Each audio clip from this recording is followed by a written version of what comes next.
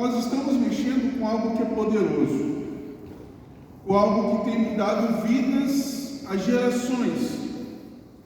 E o que acontece quando a gente começa a mexer com algo tão poderoso assim? Acontece aquilo que a gente chama de batalha espiritual. Algumas coisas se levantam quando a gente mexe com isso que é tão poderoso, que é a palavra do Senhor. O que é que se levanta, o que é que se move quando nós mexemos com isso que é tão poderoso, que é tão especial? O sistema de mundo se levanta contra. Ou seja, o sistema de mundo mostra, ou tenta mostrar para mim e para você, que a palavra de Deus pode não ser tão validada assim e outras coisas mais. Mas também tem uma segunda coisa que se move quando a palavra de Deus é mencionada, quando a gente mexe com isso, que é o próprio Satanás, que é o inimigo de nossas almas. A parábola do semeador vai dizer essa história para nós, vai contar exatamente isso para nós. Que o semeador, ele sai a semear, e ele vai então semeando a palavra do Senhor. E essa semente que é a palavra, ela vai encontrando piso, ela vai encontrando solos diferentes. E muitas vezes essa semente cai em solos que até encontram algum crescimento. Mas o sistema de mundo, ou o próprio Satanás, vem e pega essa mensagem, transforma essa mensagem em nada, ou modificam essa mensagem, fazendo com que a pessoa então esmoreça na fé. E é com isso na cabeça que eu quero propor para você uma reflexão, que é saber como está o teu coração. Porque na parábola, a terra é o coração. E como está o teu coração?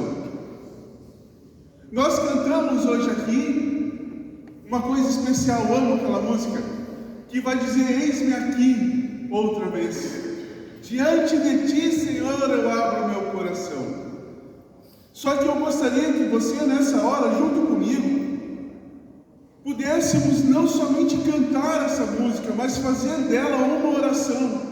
E não somente concordando comigo, mas proclamando com a sua boca. Porque se eu e você não cuidarmos, não fizermos o nosso coração um lugar desejoso da palavra de Deus, talvez batalhas possam ser perdidas. Então eu convido você nessa hora, junto comigo, a fechar os seus olhos e a lembrar da letra dessa canção, mas não somente concordando comigo, mas proclamando com a sua boca, com o seu coração, com o seu interior. A ideia do grego é entranhas, né? Então é aquela coisa que mexe com você, que faz você apertar o estômago, como se você estivesse caindo subitamente. Senhor, eis-me aqui, Deus, outra vez, Pai. Deus, diante de Ti, eu abro sinceramente o meu coração. Pai, o meu clamor eu sei que Tu escutas, Pai. E uma coisa Tu faz por mim, Senhor Deus, é cair todas as barreiras que há em mim. Obrigado, Pai, porque Tu és fiel. E as Tuas palavras de amor e de esperança, Senhor Deus, têm encontrado lugar. Deus, quando eu sinto o Teu toque, Pai, eu tenho certeza que a Tua bondade me liberta. Pai, eu me derramo, Senhor Deus, dizendo que Te amo, dizendo que eu preciso do Senhor. Então, realmente, Pai, eu quero, outra vez, Senhor, dizer que eu abro o meu coração. Que eu abro, Pai, meu coração e desejo, Pai, que a Tua palavra encontre um lugar bom, uma terra adubada, Senhor Deus, que vá receber a Tua palavra e que vá, Senhor Deus, frutificar a 100 por 1, Senhor. Pai, que a Tua palavra faça diferença na minha vida nessa noite e que eu possa, Pai, proclamar aquilo que eu também tenho aprendido. Em nome de Jesus. Amém. Bom, seguindo essa série de mensagens de Colossenses, hoje a gente vai dar uma olhada no capítulo 2. E o autor de Colossenses ele também escreve muitas outras cartas do Novo Testamento. Ele é o maior autor do Novo Testamento. Esse homem chamado Paulo, ele também escreve a 1 Coríntios e 2 Coríntios, aos Coríntios, né? E o pano de fundo para aquilo que a gente vai tratar em Colossenses hoje, ele também descreve aos Coríntios. 1 Coríntios capítulo 15, de 50 a 53, ele vai declarar esse pano de fundo sobre aquilo que a gente vai conversar hoje. E eu gostaria que você pudesse ter isso em mente. Basicamente, o que o apóstolo Paulo vai falar em 1 Coríntios capítulo 15, de 50 a 53, vai dizer o seguinte: olha, existem coisas corruptíveis, e o desejo dessas coisas corruptíveis é um lugar santo. Só que essas coisas corruptíveis não podem chegar nesse lugar santo. Elas precisam passar por uma transformação até chegar lá. Então ele vai dizer o seguinte, que aquilo que é corruptível precisa se tornar incorruptível, para que possa ter acesso ao lugar santo. Em outras palavras, o pecado não pode entrar no céu. O pecado precisa se tornar santo para ter lugar no lugar santo. Dá para compreender isso? Faz sentido para você? Então a ideia hoje é saber o que acontece no meio disso. Qual é esse sistema de transformação que torna aquilo que é corrupto em algo que não pode conhecer a corruptibilidade? Tá? Então esse é o pano de fundo que Paulo já descreve aos Coríntios, o que ele vai falar aos Gálatas. E na carta de Gálatas, então, Paulo ele critica fortemente a ideia da tradição humana, quando ela se torna um obstáculo à liberdade e à graça que são oferecidas por Cristo. Ele está especialmente preocupado com a influência de certos mestres do judaísmo que insistiam na observância da lei do judeu, da lei mosaica, mas não simplesmente como lei, mas como uma condição para a salvação. Paulo, de fato, ele não condena a tradição, mas ele condena sim aquelas tradições que se tornam um instrumento de opressão espiritual ou que tentam substituir a obra redentora de Cristo. Ele então chama os colossenses à liberdade, à fé e à vida no Espírito Santo. Por isso, o título que eu gostaria de usar, que eu estou usando, é o mesmo título que tem em muitas Bíblias traduzidas, que é de fato livros do legalismo, mas por meio de Cristo. Ou seja, aquilo que faz eu sair de um lugar e ir para outro chama-se Cristo, Jesus Cristo. Certo? Muito bem. Para começo de conversa, o que é legalismo, Diego? E aí a gente pode responder junto olhando para a imagem. É diferente olhar para a esquerda agora, né? Então assim para o outro lado. Bom, olhando para a imagem a gente pode responder o que é legalismo. Então legalismo é a prática de seguir regras ou leis de forma rígida, muitas vezes sem considerar o espírito ou o propósito por trás daquilo que está sendo escrito. Ou seja, alguém diz, não sente, e todo mundo age para que todo mundo não sente naquela cadeira, mas não entende que é enquanto a tinta está fresca, entende? Então ninguém nunca vai sentar naquela cadeira porque alguém escreveu não sente. Só que a ideia do não sente, o que estava por trás do não se sentar naquela cadeira, era a tinta fresca. Enquanto a tinta estava fresca, não se podia sentar. Depois que a tinta seca, se pode então sentar na cadeira. Então essa é basicamente a ideia. Então, no contexto religioso, eles na Bíblia, o legalismo é visto como uma tentativa de alcançar a justiça diante de Deus por meio de boas obras ou obediência estrita à lei, em vez de confiar na graça divina. Muitas vezes o legalismo inclui normas que não estão na Bíblia, mas são tratadas como se fossem divinas. E aí a gente denomina isso muitas vezes como tradição. Muito bem. E aí vamos partir para o texto, né? Que é Colossenses 2, de 8 a 23. Nós vamos ler por partes, que vai ficar mais fácil da gente poder conversar. Do 8 ao 11, primeiro, vai dizer o seguinte: tenham cuidado para que ninguém os escravize a filosofias vãs e enganosas, que se fundamentam nas tradições humanas e nos princípios elementares deste mundo, e não em Cristo. Pois em Cristo habita corporealmente toda a plenitude da divindade, e, por estarem nele, que é o cabeça, de todo o poder e autoridade, vocês receberam a plenitude. Nele, todos vocês foram circuncidados, não com uma circuncisão feita por mãos humanas, mas com a circuncisão feita por Cristo, que é o despojar do corpo da carne. Certo? Pode tocar?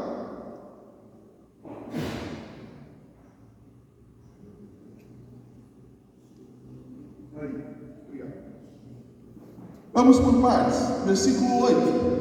Eu gostaria que você prestasse atenção, e aí deixe sua Bíblia aberta em Colossenses. Eu gostaria que você prestasse atenção no versículo 8 em palavras como escravize a vãs filosofias, tradições humanas, princípios elementares deste mundo, e não em Cristo. E aí a gente vai perceber o seguinte, que a palavrinha para escravize, no versículo 8, é aquela palavra em grego ali, né? Silagogeo, uma coisa assim. A ideia é manter o outro preso, desviando ele da verdade. Tá? Então, assim, não é uma questão de te manter preso em um lugar, mas é algo filosófico, né? É alguém que leva o outro preso, desviando ele da verdade, mas na sua mente, ou então tira ele daquele contexto de verdade. A gente pode ver o que aconteceu, por exemplo, quando Paulo ele vai para uma cidade já nas suas viagens e ele encontra alguém interessado na fé, mas ao mesmo tempo alguém se levanta para tirar a fé do coração daquele homem. Atos 13:8 vai dizer o seguinte: mas Elimas, o mágico, este é o significado do seu nome, opôs-se a eles e tentava desviar da fé ao procônsul. Ou seja, a ideia é que o procônsul, o texto diz que ele se interessou pela mensagem daqueles que estavam trazendo a mensagem, e essa mensagem então chega até eles. Mas ao mesmo tempo que essa mensagem chega no procônsul, se levanta alguém para desviar, para opor-se à mensagem que estava sendo pregada. Incrível dizer que o nome desse cara, que é ali chamado de Elimas, também é Bar Jesus. Ou seja, o que pode te fazer escravo, te desviando da verdade, são filosofias vãs e enganosas. Filosofia tem a ideia de ser amigo da verdade, né? Ou melhor, amigo da sabedoria. Mas nesse caso, como é uma filosofia vã, traz então o conceito de uma sabedoria vazia, destituída da verdade. Você até pensa que é uma proposta inteligente, mas ela está tirando a fé do seu coração. Essa sabedoria vazia, ela está alicerçada em dois pilares. O primeiro pilar é tradições humanas. A tradição humana é um pilar dessa filosofia vã e enganosa. Por quê? Porque aquilo que é passado de mão em mão até chegar a nós, que pode ser a letra, mas pode não ser a letra, mas pode ser também a interpretação da letra, é somada a formas legalistas do pode e não pode. Vamos ver um exemplo disso em Mateus 5, pode passar para nós. Mateus capítulo 5, ele vai dizer o seguinte: ó, vocês ouviram o que foi dito, ame o seu próximo e odeie o seu inimigo. Alguém pode me dizer onde está essa passagem no Velho Testamento? De amar o seu próximo e odiar o seu inimigo? Alguém pode me dizer se isso está escrito no Velho Testamento? A ideia aqui que Jesus está dizendo é o seguinte: vocês ouviram o que foi dito e não o que está escrito. Entende a diferença? Quando Jesus está dizendo o seguinte: olha, vocês ouviram o que foi dito, é porque a tradição dizia que um judeu não podia nem sequer entrar na casa de um gentio. Entende? Então toda uma tradição te levava a cumprir regras que não faziam sentido. O segundo pilar da sabedoria, que ela é vã e enganosa, que ela é destituída da verdade, é os princípios elementares do mundo. Ou seja, colocar em primeiro lugar o que esse sistema de mundo oferece. Mas, Diego, como assim? Jesus, ele não veio à Terra porque Deus amou o mundo? A ideia de mundo são diferentes. Quando a gente está falando em não se ligar ao sistema de mundo, é esse sistema que é sempre e continuamente contrário à palavra de Deus. É esse sistema que está continuamente disposto a te dissuadir, a opor-se àquilo que a mensagem está trazendo. E por que isso é ruim? Obviamente, Mateus 6, 33 e Tiago 4 vai responder para nós. O próprio Jesus vai dizer: busquem em primeiro lugar o reino de Deus e a sua justiça. E Tiago vai dizer que nós somos adúlteros. Vocês não sabem que a amizade do mundo é inimizade com Deus. Quem quer ser amigo do mundo, faça inimigo de Deus. Porque são coisas literalmente opostas. Aquilo, o sistema de mundo, o que ele pode trazer para você é sinceramente oposto ao que Deus deseja para você. Essas ideias então não tem nada a ver com Cristo, mesmo que pareça, e muitas vezes vai parecer. 2 Timóteo 3, 5, vai dizer o seguinte, pode tocar? Olha lá: tendo aparência de piedade, mas negando o seu poder, afasta-se desses também. Ou seja, existem coisas que têm aparência de serem piedosas, que têm aparência de serem espirituais, nesse sentido de piedade, mas negam o poder disso. E a instrução então é para a gente se afastar dessas coisas que aparecem ser de uma determinada forma, mas não são. O próprio Jesus vai dizer: olha, vocês não podem julgar pela aparência, mas julguem segundo a reta justiça, porque de fato muitas coisas parecem ser boas, mas no final não são. Versículo 9 agora vai chamar a atenção para uma ideia de plenitude da divindade. Em Cristo não há falta de nada, Ele é completamente Deus e suficiente.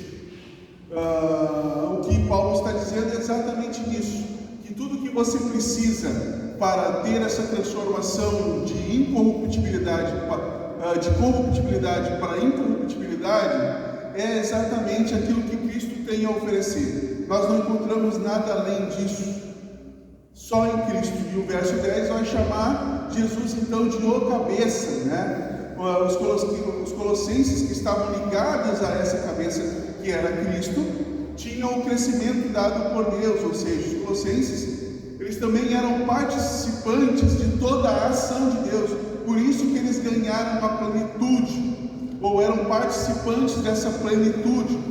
E aí, para colaborar com isso, João 15, 5, pode passar? Eu sou a videira, vocês são os ramos. Se alguém permanecer em mim e eu nele, esse dá muito fruto, pois em mim vocês não podem fazer coisa alguma. E essa ideia de sem mim não podeis fazer coisa alguma é revelador para nós. Porque por mais que eu possa desejar estar no céu, eu não posso fazer nada para estar lá. Nada.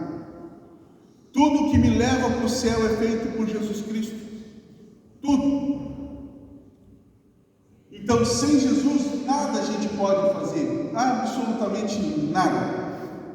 E aí a gente pode lembrar de uma das falas de Jesus que diz o seguinte: olha, para o homem é impossível se salvar, mas para Deus nada é impossível. Versículo 11 vai começar falando a palavrinha nele. Quem é esse nele? A ideia aqui é o próprio cabeça do versículo anterior, que é o Cristo. E nele, então, nós somos circuncidados, ou melhor, circuncidados. Somos marcados com uma marca que lembra uma promessa, uma nova aliança, e essa marca é feita pelo próprio Jesus Cristo. Que marca é essa? De que marca Paulo está falando? Veja comigo. 2 Coríntios e Efésios diz o seguinte: portanto, se alguém está em Cristo, é nova criatura. As coisas antigas já passaram, eis que surgiram coisas novas. Nele, quando vocês ouviram e creram na palavra da verdade, o evangelho que os salvou, vocês foram selados com o Espírito Santo da promessa. Ou seja, que marca é essa? Em você tem uma marca chamada Jesus Cristo. Esse é o Espírito Santo de Deus habitando em você. Essa marca garante a promessa. E isso se dá quando você crê em Cristo. Tá certo isso, Diego? Bom, é o que Paulo está escrevendo a Coríntios e a Efésios. Quando vocês ouviram e creram na palavra da verdade, o evangelho que os salvou, vocês foram selados. Ou seja, não é uma invenção da Igreja Batista Boas Novas, muito menos de mim. Quando você crê em Cristo como seu Senhor e Salvador, algo diferente acontece na sua vida. Você recebe uma marca e essa marca garante você a salvação. Você tem cicatriz? Quem é que tem cicatriz? Normalmente quem foi criança tem cicatriz, né? Eu tenho algumas também. Tem cicatrizes que demoram a virarem cicatrizes muito mais ligeiras do que outras, né? Eu lembro de uma em especial que eu tenho no braço, que eu fiz jogando bola. Alguém na rua jogando bola, eu esbarrei numa lixeira e fiz um corte no braço. Só que aquele corte no braço, se eu falasse literalmente que eu tinha feito jogando bola, não ia dar audiência. Então eu durante muito tempo falei que aquilo ali era um tipo de raspão, e todo mundo então prestava atenção na minha história. Que loucura, né? A questão é que existem marcas que marcam, certo? Ou seja, essa marca que eu tenho no braço tem uma marca na minha mente, tem uma marca na minha memória, né? As outras também tem, mas não como essa. Então existem marcas que deixam marcas, certo? E essa marca que o Espírito Santo fez quando habitou em você, fazendo de você uma nova criatura, porque você creu em Jesus Cristo, deixa marcas em você. Que marcas essa marca do Espírito Santo deixa em você? Vamos abrir? Não, acho que é de baixo mesmo. Isso. Características da marca de Jesus no coração do homem. Veja comigo. Primeira marca: o meu viver é Cristo. Filipenses 1:21. Porque para mim viver é Cristo e morrer é lucro. Paulo também vai dizer o seguinte aos Gálatas, se não me engano, que ele já estava crucificado. Ou seja, que agora não vivia mais ele, mas Cristo vivia através dele.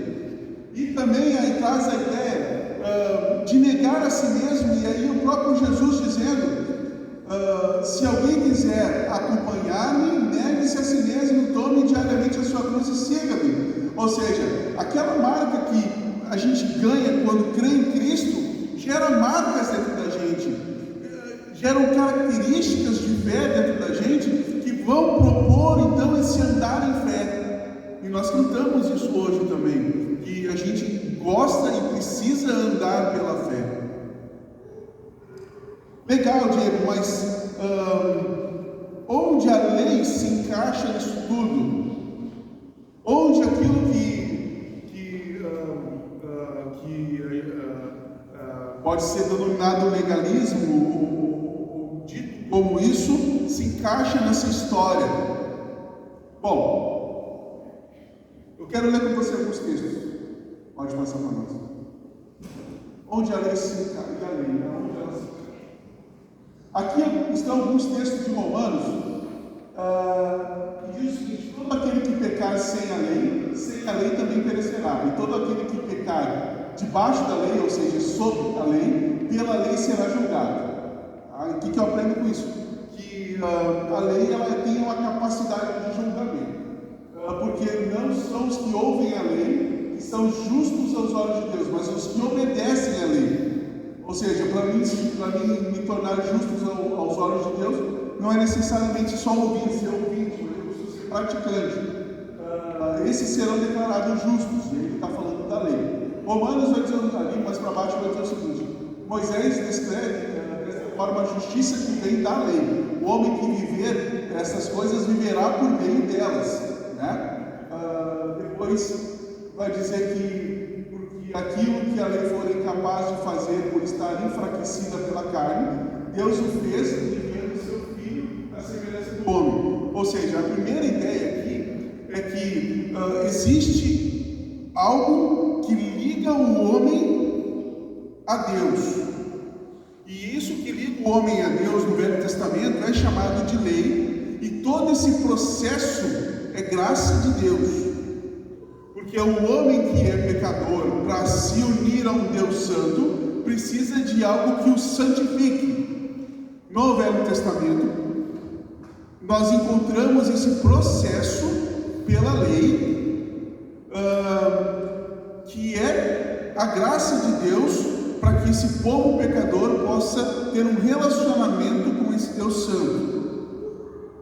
Então a lei julga o pecado, e ao que obedece à lei, ela justifica aos olhos de Deus. Acontece que a lei está enfraquecida pela carne, ou seja, o homem não pode cumprir aquilo que for escrito. O homem não tem essa capacidade, a fim de que as justas exigências da lei fossem plenamente satisfeitas. É por isso que o próprio Filho de Deus, a semelhança do homem pecador, veio como oferta pelo pecado. Pois todos pecaram e estão destituídos da glória de Deus. Ou seja, a ideia é que, pela graça de Deus, existe algo que faz com que eu me relacione com Ele. Só que isso não é permanente. Isso vai fazer com que a graça de Deus seja conhecida, só que ela vai sofrer alterações não, mas ela vai se completar. E aí entra Mateus e Romanos no sentido de que Jesus resolve o problema.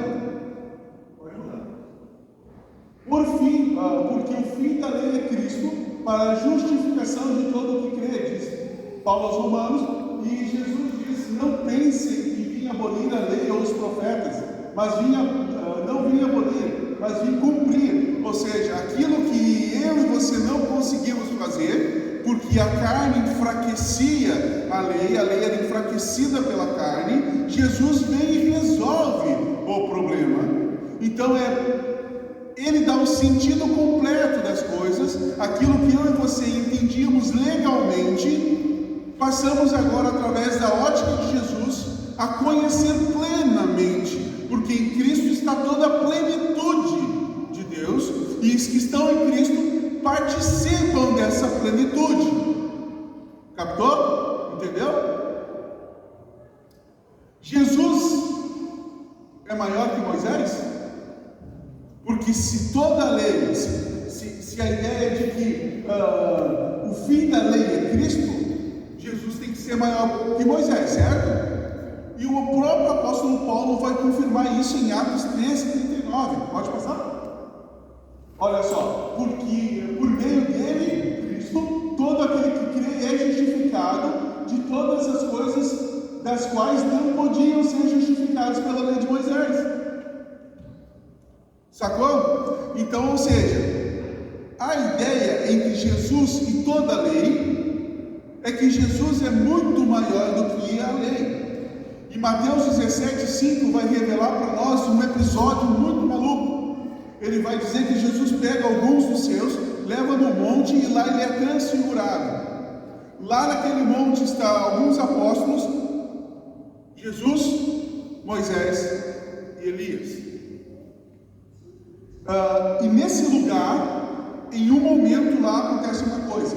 Enquanto ele ainda estava falando, uma nuvem resplandecente os envolveu, e dela saiu uma voz que dizia: este é meu filho amado, em quem me agrado, ouçam-no. Falando de Jesus Cristo. Ou seja, diante daqueles homens que estavam ali, estava Moisés representando a lei, Elias representando os profetas, e o próprio Jesus, que representava a nova aliança, o novo sacerdócio pela ordem do Melquisedeque. E Deus fala que agora ouçam a Jesus, o Filho amado que agrada o coração de Deus. Hebreus vai dizer que muitas vezes nós escutamos Deus falar. Em alguns momentos Deus falou pelos profetas, outros momentos falaram pelos sacerdotes e tudo mais, mas neste momento Deus fala através de seu Filho.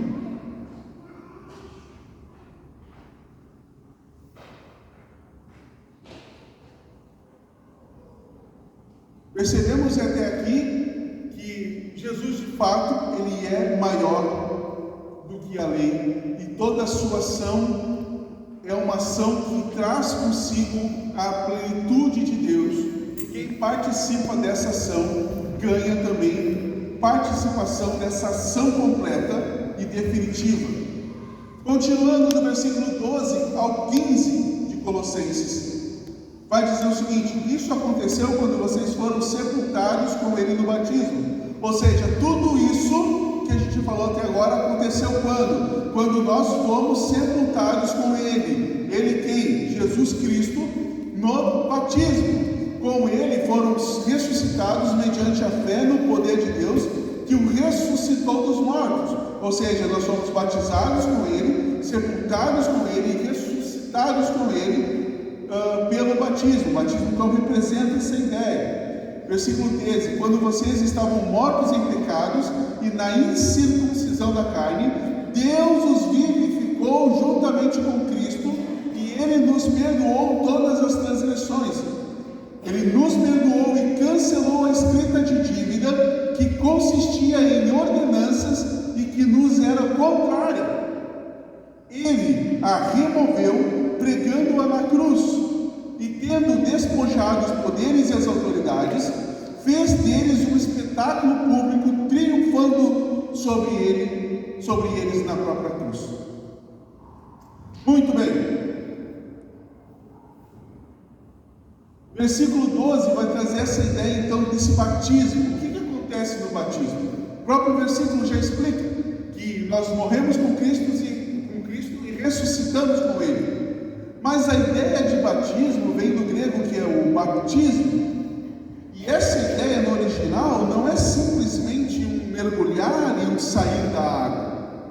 Ela traz uma ideia de uma consistência de mudança, no sentido de uma conserva. Entende? Quem aqui já comeu pepino em conserva? Se você tiver pepino em conserva, não traga quando a Andréia estiver aqui. Ela gosta disso, ela vai te atacar. Brincadeira. Mas ela gosta muito mesmo.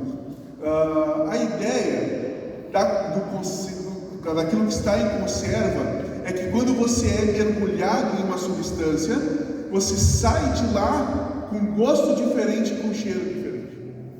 Certo? O batismo traz essa ideia. Quando você é de uma determinada forma, mas a partir do momento que você morre com Cristo e há no seu coração a esperança de ressuscitar com Cristo, você experimenta uma transformação tão grande que agora você tem o cheiro de Deus e o gosto de Deus. Entende? Por isso que Paulo dizia: eu já estou crucificado com Cristo, não vivo eu mais, mas Cristo vive em mim. É porque cada passo que ele dava Era Deus sendo reconhecido através das suas ações, do seu comportamento, daquilo que ele dizia viver e como agia. Ou seja, a ideia de que se eu fui batizado, agora não é mais um dinheiro. Embora eu ainda seja pecador, embora ainda o velho homem tente ressuscitar muitas vezes, a questão é que esse batismo abre uma porta gigantesca para mim, porque agora eu sou de Cristo. Versículo 13 vai dizer: da ação de dar a vida, partiu daquele que é plenamente Deus e Deus suficiente. Ou seja, é como se alguém tivesse visto que você tem um problema, e um problema com essa pessoa, e ele mesmo partiu em seu consolo, partiu em busca da sua própria, ou melhor, partiu em busca da sua restauração. É o que fez Deus com Cristo na cruz, 2 Coríntios capítulo 5, 19. Ou seja, que Deus em Cristo estava reconciliando consigo o mundo, não lançando em conta os pecados dos homens, mas confiou a mensagem da reconciliação. Ou seja, Deus em Cristo estava naquela cruz reconciliando o mundo consigo mesmo. E o que aconteceu naquela cruz, nessa reconciliação? A escrita de dívida, que era ordenança contra mim, foi deixada lá. Escrita de dívida, e essa escrita de dívida eram ordenanças contra mim. E isso ficou lá na cruz. Ou seja, aquilo que me acusava ficou para trás.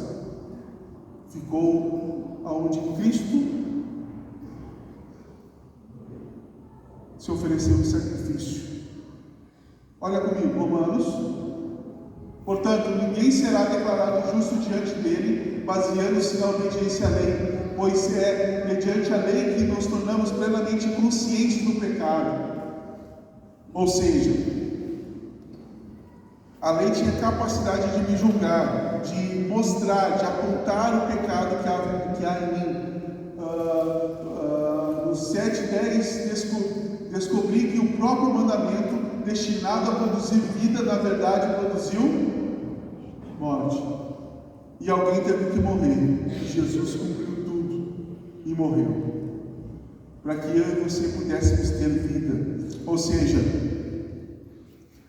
a ação de dar vida partiu daquele que é plenamente Deus suficiente, não precisa de mais nada. A ação dele é completamente suficiente para que você possa ser transformado daquilo que era corrupto para a incorruptibilidade.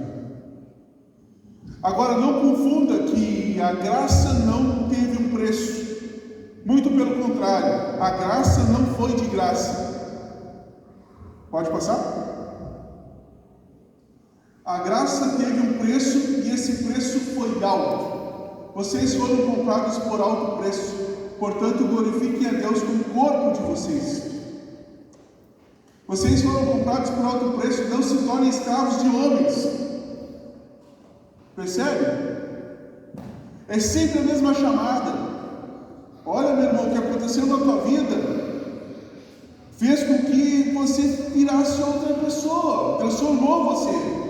Viva essa transformação, viva essa consciência renovada. E a ideia é que esse preço alto não foi nem prata e nem ouro. Que preço alto que Paulo está falando que foi a tua compra? 1 Pedro vai declarar o seguinte: pois a mensagem da cruz é loucura para os que estão perecendo, mas para nós que estamos sendo salvos é o poder de Deus. Ou melhor, nessa 1 Coríntios, 1 Pedro vai dizer: pois vocês sabem que não foi por meio de coisas perecíveis, como prata ou ouro, que vocês foram redimidos da sua maneira vazia de viver, que lhe foi transmitida por seus antepassados, mas pelo precioso sangue de Cristo, como de um cordeiro sem mancha e sem defeito. Ou seja, o preço que foi alto, que comprou você, não foi nem prata nem ouro, porque o reino de Deus deste mundo não é feito de comida e nem de bebida. O preço que comprou você foi o sangue de Cristo, o sangue da nova aliança, que tira a gente da velha e vazia maneira de viver que foi ensinada a nós pelos antepassados, ou pelo menos que nós aprendemos de forma equivocada, porque Cristo é a plenitude, e nele é que veio toda a ideia de cumprir plenamente o que foi escrito, deixando simplesmente o que foi dito. Versículo 15, esse ato suficiente de um Deus suficiente foi vencedor e triunfante. 1 Coríntios 1,18, pois a mensagem da cruz é loucura para os que estão perecendo, mas para nós que estamos sendo salvos é o poder de Deus. Ou seja, Cristo venceu, e porque Ele venceu, e porque a cruz foi vencida, porque o pecado foi vencido, nós também somos em Cristo Jesus vencedores. Do que nós temos vencido? O pecado. Somos vencedores, não somos mais escravos dos nossos próprios maus desejos, ainda que eles existam. Nós não somos mais obrigados a sermos submissos a eles. 1 Pedro vai dizer que a gente pode ser submisso a Deus. E como fazendo isso? Separando Jesus como Senhor no próprio coração. Ou seja, eu separo Jesus como meu Senhor e Salvador, e isso me dá a força necessária para me submeter a Jesus Cristo, a Deus. Versículos 16 em diante, até nesse momento, até o 21. Portanto, não permitam que ninguém os julgue pelo que vocês comem ou bebem, ou com relação a alguma festividade religiosa, ou alguma celebração de luas novas, ou dos dias de sábado. Estas coisas são sombras do que haveria de vir. A realidade, porém, encontra-se em Cristo. Não permitam que ninguém que tenha prazer numa falsa humildade e na adoração a anjos os impeça de alcançar o prêmio. Tal pessoa conta detalhadamente suas visões e sua mente carnal a torna orgulhosa. Trata-se de alguém que não está unido à cabeça, a partir da qual todo o corpo sustentado é unido por seus ligamentos e juntas efetua o crescimento dado por Deus. Já que vocês morreram com Cristo para os princípios elementares deste mundo, por que é que vocês, então, como se ainda pertencessem a Ele, se submetem a regras? Não manuseiem, não provem, não toquem. Versículo 16, não permitam um julgamento. A ideia aqui não é permitir que alguém... Não é que as pessoas não podem fazer os seus próprios julgamentos, mas é não permitir que alguém apoiado naquela sabedoria que não tem verdade, aprisione a sua mente numa opressão espiritual que exige de você algo que está apoiado em um sistema de mundo que diz que Jesus não é o único ou não é suficiente. Entende? Ou seja, a ideia do versículo é que eu tenho que ficar atento para que pessoas com falsas doutrinas ou com filosofias vãs não aprisionem a minha mente com coisas que possam dizer que Jesus não é o único ou não é o suficiente para a salvação. Usando muitas vezes a Bíblia para fazer isso, talvez até com zelo, mas sem entendimento ou mesmo para a manipulação de alguém.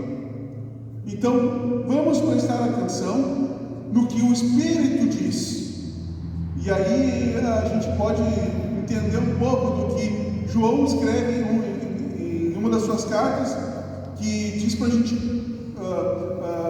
identificar o Espírito por trás daquele que está trazendo a mensagem, para ver se essa mensagem ela não é contra Cristo, ela não faz parte do anticristo, ou seja, de um sistema de mundo que traz consigo filosofias vãs e enganosas que tiram de Cristo ou a sua totalidade ou a imparcialidade, a sua plenitude de Deus. E o versículo 17 vai mostrar para nós que existem coisas que são sombras, mas que a realidade é Jesus Cristo. No versículo 17, o que são as sombras? Quais são essas sombras? Deve estar escrito na sua Bíblia. No versículo 17, o que são sombras? Ou quais são essas sombras? Ele diz ali que sombras são comida, bebida, festas, celebrações e o sábado. 16? Ah, desculpa, 16. Verdade, ele fala no 17, mas ele está citando 16. E o que é ser sombra, gente? Ele diz que essas coisas são sombras, mas o que é ser uma sombra? E aí eu convido que você possa ler comigo o que é ser sombra. O que é ser sombra? Literalmente, sombra não é a realidade, assim como uma sombra revela a forma de algo, mas não é o objeto em si. A lei revelava aspectos do plano de salvação, mas não era o plano completo. O plano de Deus e sua revelação são progressivos ao longo das Escrituras. Quando Paulo diz que a lei era como uma sombra, ele está usando uma metáfora poderosa para mostrar que os mandamentos e rituais do Antigo Testamento eram provisórios e prefigurativos, ou seja, apontavam para algo maior do que eles mesmos e que viria ainda, ou seja, Jesus Cristo. Por isso ele diz que a realidade é Jesus. E olha o que Gálatas fala. Pode tocar. Assim, a lei foi o nosso tutor até Cristo, para que fôssemos justificados pela fé. Jesus é a realidade. É como se Jesus estivesse andando e a sua sombra tivesse um nome, e o nome dessa sombra fosse a lei de Moisés. Versículo 18: não permitam que pessoas tenham êxito na falta à humildade e adoração a anjos. Gente, muitas coisas têm surgido e já surgiram com o start de que viram um anjo, e porque viram um anjo receberam uma revelação diferente, e essa revelação precisava ser transmitida. Só que a revelação ou negava Jesus ou colocava que Jesus era insuficiente para a salvação do homem. Entende isso? E aí você pode perceber diversas denominações e outras religiões, inclusive, que dizem isso. Adoração, gente, é serviço. Ou seja, aqueles que estão dizendo que estão a serviço de anjos, que tiveram visões, e nessas visões um novo evangelho que lhe foi apresentado, não que mudou alguma coisa do que já existia, mas que sutilmente diga que o sacrifício de Jesus não foi o suficiente para salvar o homem do seu pecado, ou até mesmo que ele nunca existiu. Tem muita galerinha dizendo que Jesus foi um baita de um filósofo, outra que Jesus foi um baita de um profeta, e outros dizendo que Jesus não é suficiente. Por quê? E daí no começo da história, porque eu tive um sonho, que um anjo me falou, porque um anjo apareceu. Essas pessoas contam suas visões e tem por trás disso uma mente carnal e orgulhosa. Versículo 19 vai falar de pessoas que não estão unidas à cabeça. Quem são essas pessoas? Essas que se dizem ter essas visões de anjos e tudo mais. Versículo 20. A ideia é que se eu sou cristão, por que eu não vivo a liberdade de Cristo? Entende? Se eu sou cristão, por que eu não vivo a liberdade de Jesus Cristo?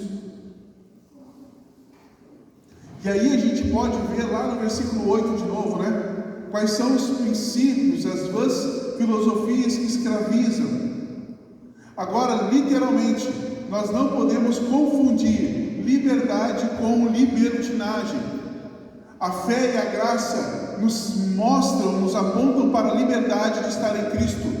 Mas muitas e muitas vezes nós usamos essa liberdade ou dessa liberdade para nos tornar libertinosos, ou seja, fazemos mau uso da liberdade que há em Cristo.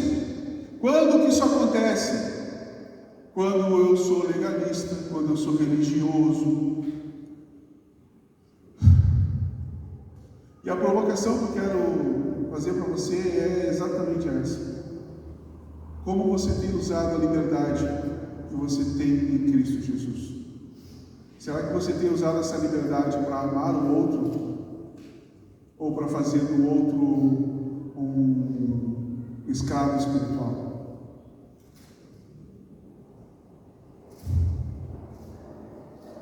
A chamada aos Gálatas é exatamente assim: venham para ser livres. Mas a liberdade exige que eu identifique onde começa a liberdade do outro e acabe a minha. Não podemos, de maneira nenhuma, fazer da nossa libertinagem uma vida, ou melhor, fazer da nossa liberdade uma vida cheia de libertinagem. Versículos 22 e 23 vão dizer: todas essas coisas estão destinadas a perecer pelo uso, pois se baseiam em mandamentos e ensinos humanos. Essas regras têm, de fato, aparência de sabedoria, com sua pretensa religiosidade, falsa humildade e severidade com o corpo, mas não tem valor algum para oferecer, ou melhor, para refrear os impulsos da carne. Versículo 22, Paulo vai trazer essa ideia de uma cultura vinda pela tradição. Quem gosta de churrasco? Não é bom, né? Churrasco, costela, vazio, entrecô, carne assada é muito bom. E essa carne assada normalmente a gente usa vem de um boi, né? De uma vaca. Quantos de nós que gostamos de comer no churrasco teríamos a coragem de pegar um avião e ir para o Egito e fazer um churrasco lá?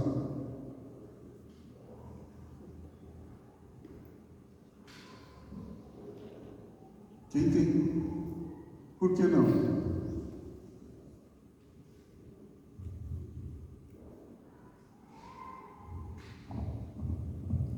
Por que não?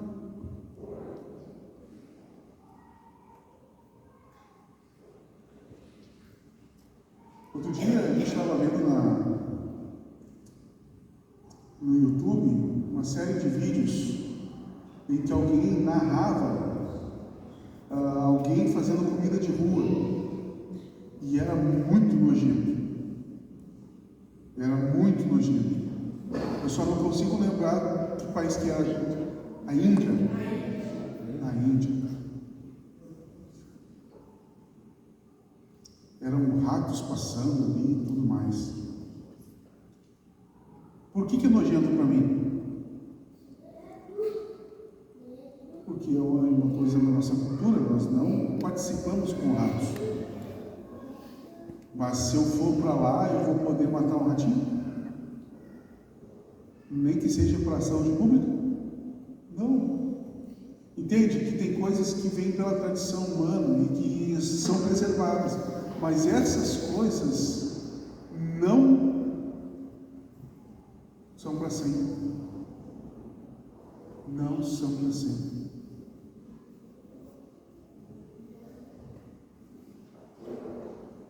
E eu acho que eu falei Egito antes e quis dizer Índia. A questão é que regras não têm.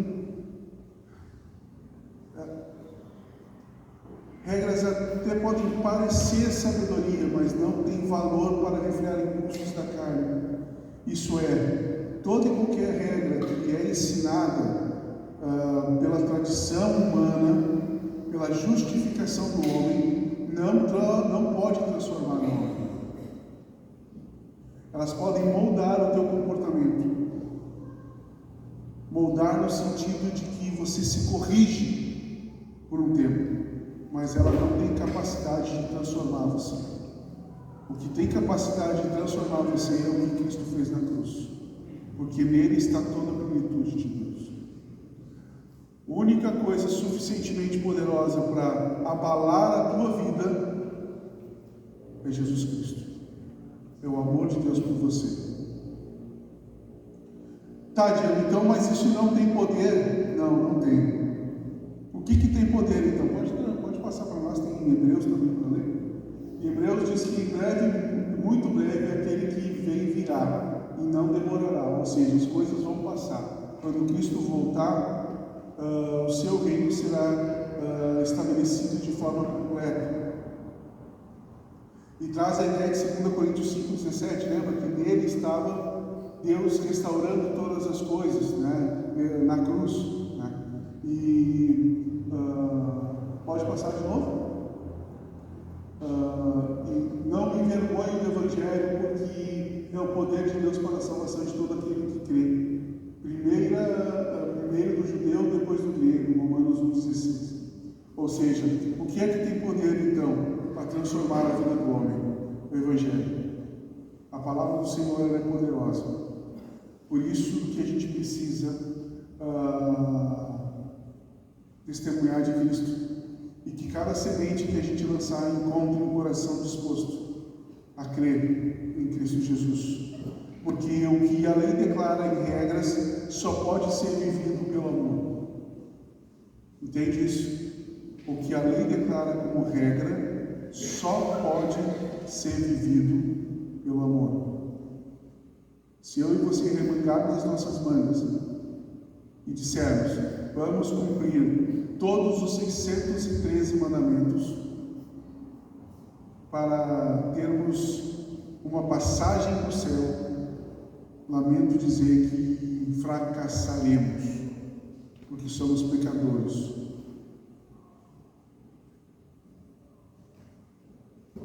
O bom de tudo é que eu posso olhar para Cristo, e Deus, ao olhar para Jesus, também traz consigo mesmo a reconciliação do homem com Ele, trazendo paz para o homem e a paz de Deus com o homem. Não há outra estrada, não há outro caminho, não existe outra religião para que eu e você nos acheguemos a Deus, o Deus Criador, o Deus de Abraão, de Isaac e de Jacó, Pai de Jesus Cristo. É somente pelo Filho. Se você tem um filho, você tem tudo. Se você não tem um filho, você não tem nada. E é com isso que eu quero orar com você nessa noite. Para que essa semente encontre então esse bom coração, disposto a crer em Cristo, a não abandonar a fé, a andar pela fé. Senhor Deus, Pai, em nome de Jesus Cristo, muito obrigado pela oportunidade de proclamar o Teu Evangelho, Senhor Deus, e dizer que o Senhor é bom. Louvamos o Teu nome, Pai, e pedimos ao Senhor que faça do nosso coração terra boa, Senhor Deus, e que frutifique, Deus, em nome de Jesus. Em nome de Jesus Cristo, Pai. Amém, Senhor.